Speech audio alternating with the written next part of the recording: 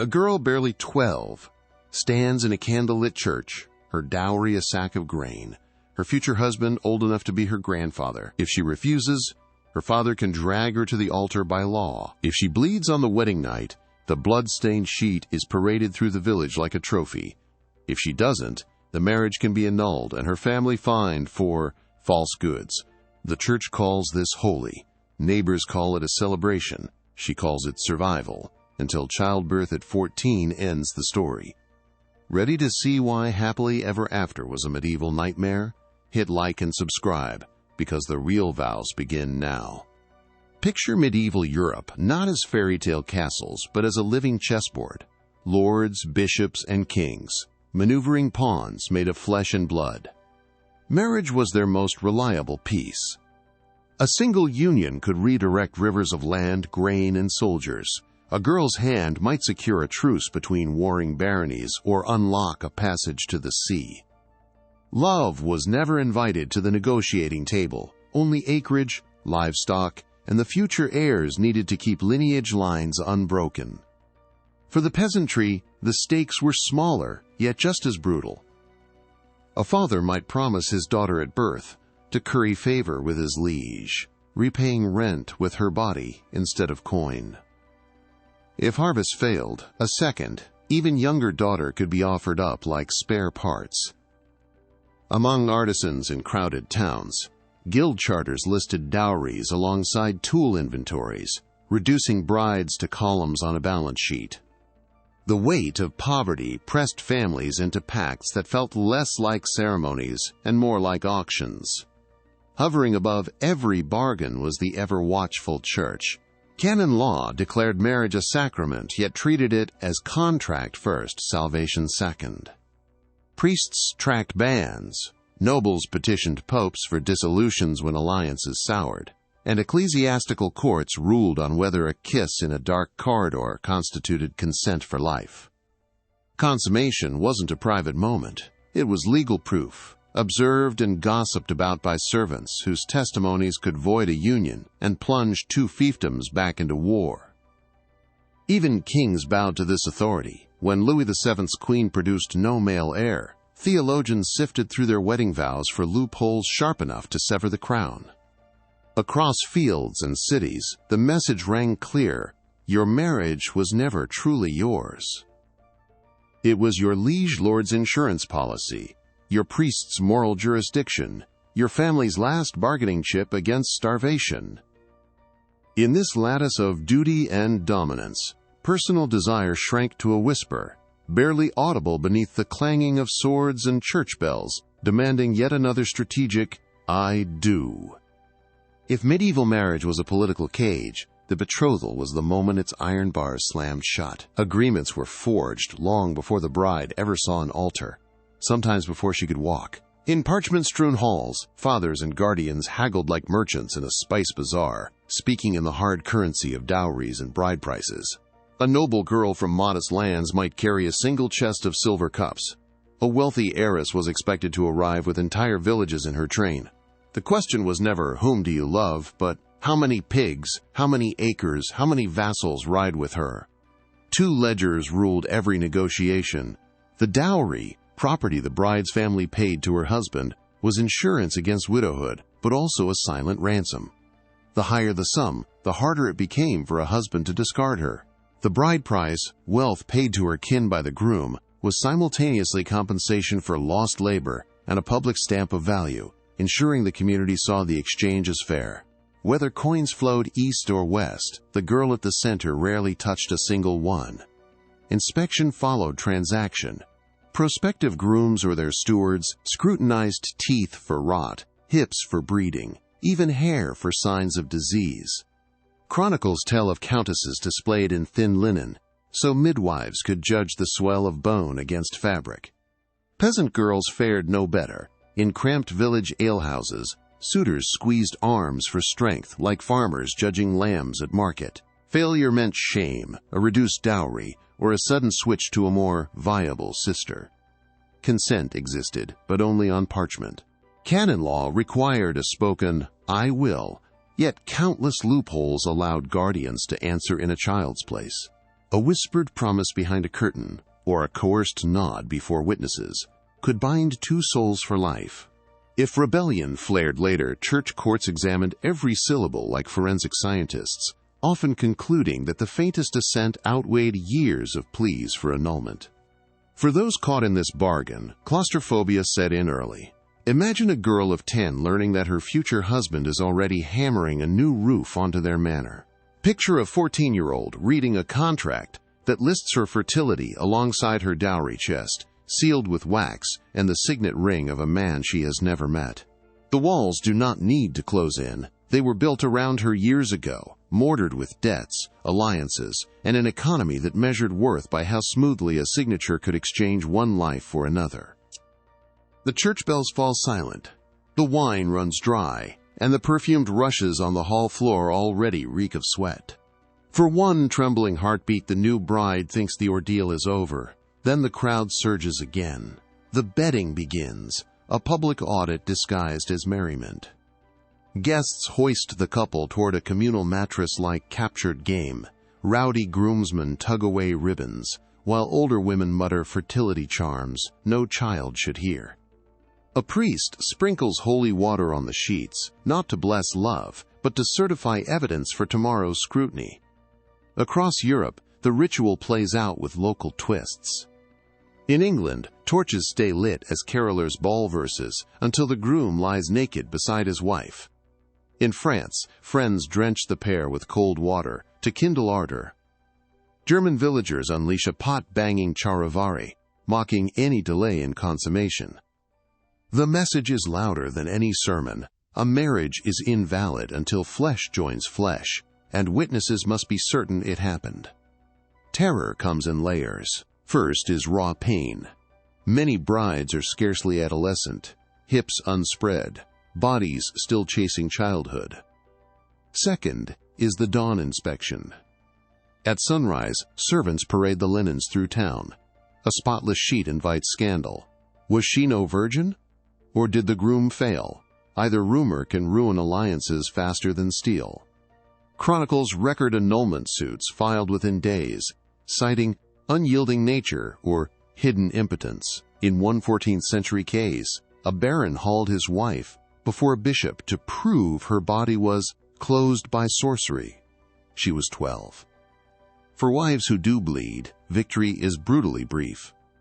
Church doctrine brands refusal of intercourse a mortal sin.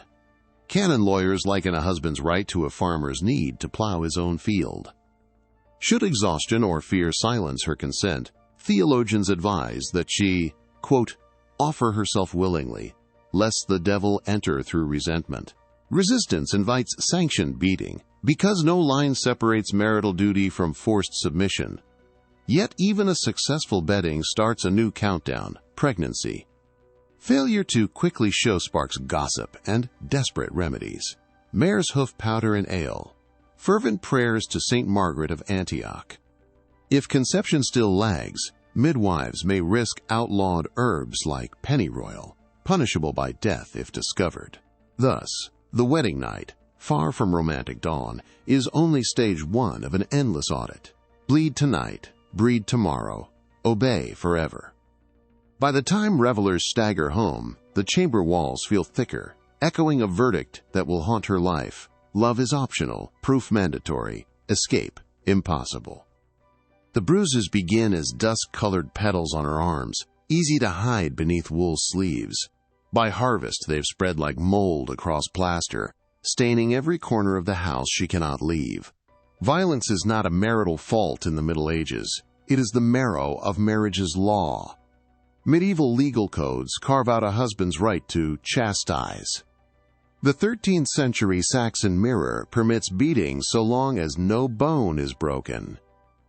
In England, manorial courts dismiss wives' complaints unless the blows are grievous and notorious. A French coutume warns only against sticks thicker than a man's thumb.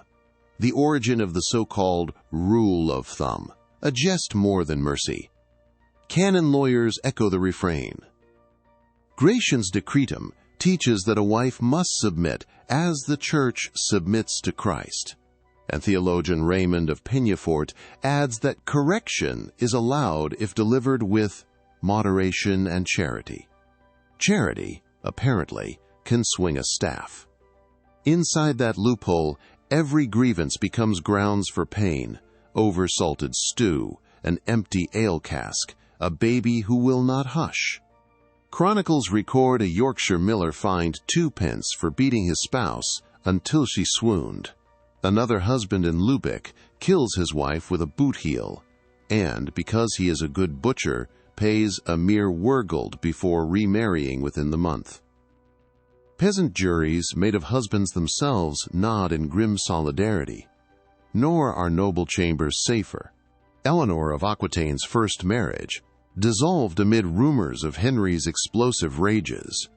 Isabella of Angoulême reputedly fled King John's fists to a convent, only to be dragged back under threat of excommunication.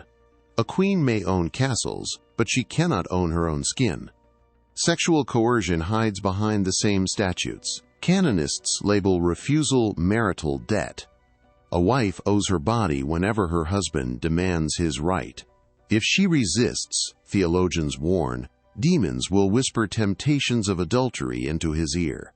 Medieval sermon collections even advise women to bear the yoke sweetly like Christ bore the cross, turning the bedroom into a pulpit where dissent is sacrilege. The Church does offer one thin shield. A husband who maims his wife risks spiritual penance, yet penance is measured in prayers, not prison. While he mumbles paternosters, she mends cracked ribs with cabbage poultices and silent tears. Should she flee, law brands her a fugitive. If she strikes back, courts call it petty treason, punishable by hanging or burning, for she has dared rise against her sovereign lord. And still, astonishing flashes of defiance flicker.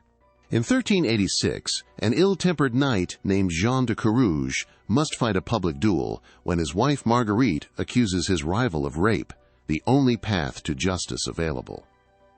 Peasant women sometimes stage their own charivari, banging pots outside a wife-beater's door until he throws coins for silence. But these sparks rarely catch. Most mornings the wife wakes before the cock crows, fingers the fresh welt blooming beneath her chemise, and whispers the same unchanging prayer: "Let me live long enough for my son to remember my face." The stick hangs behind the door, thin enough for any judge, thick enough to ensure that in this house, and countless others, the law itself swings down with every blow. Childbirth becomes a roulette wheel she must spin again and again. Each pregnancy could crown her with an heir or carry her to a shrouded grave behind the parish wall. Midwives whisper a grim arithmetic. Of every 10 women in the village, 2 will bleed out within a day, 1 more within a month, and no priest's anointing oil can halt childbed fever once it kindles. The cradle stands beside the coffin. Both are carved by the same carpenter. Fear thickens into ritual. Before each labor she knots a strip of St. Margaret's girdle around her belly, pleading with the virgin martyr who once burst unharmed from a dragon's gut. Afterward, she swallows iron-smelling tonics, steeps rue and mugwort to drive out bad humors, then prays the rosary for forgiveness, because folk remedies flirt with sorcery. Should the baby wail weakly, she worries the potion damned more life than pain, condemning both souls to limbo. The Church supplies comfort and chains in equal measure. Sermons remind her that Eve's sin birthed these pangs. Pain is proof of divine justice. Survive, and she wins a relic sliver of grace. Die, and her screams echo original guilt. Confessors urge meek obedience but warn that impure thoughts, resentment of her husband, envy of barren nuns, can damn her faster than any fever.